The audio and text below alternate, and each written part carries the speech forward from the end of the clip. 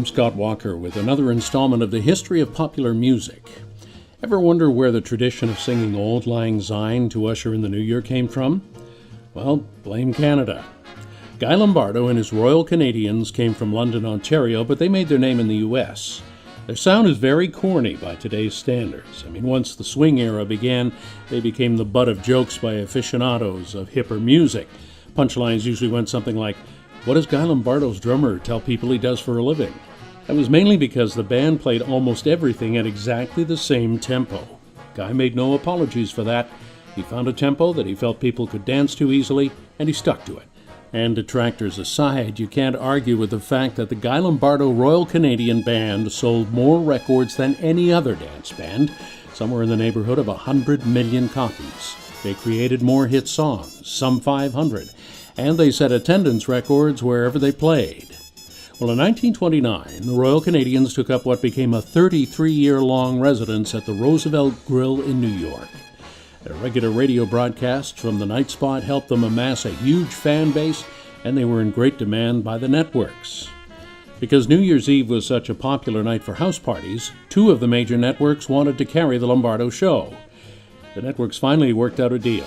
The orchestra would play on one network right up till midnight, sign off, and immediately sign on to the second network. Now, when the Lombardo Band got started in London, Guy's father suggested that the orchestra use as its theme an obscure tune set to a poem by Robert Burns.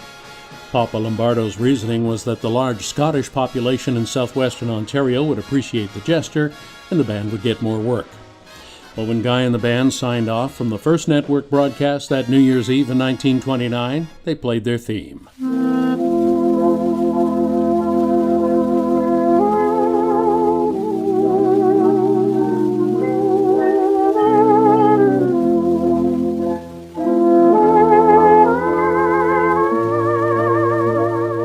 They finished playing Auld Lang Syne on the first network at midnight, and their fans followed them to the second network, where they began their second broadcast playing their theme.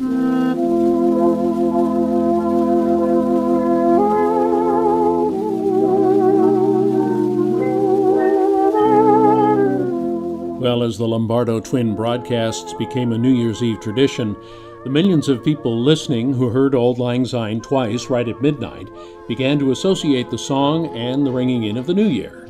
And over the 50 years that the Lombardo Orchestra was heard on New Year's Eve radio broadcasts, the song and the occasion became forever intertwined. And that's why we still sing Auld Lang Syne every New Year's Eve. It's all because Papa Lombardo thought it would be a good marketing tool. I'm Scott Walker.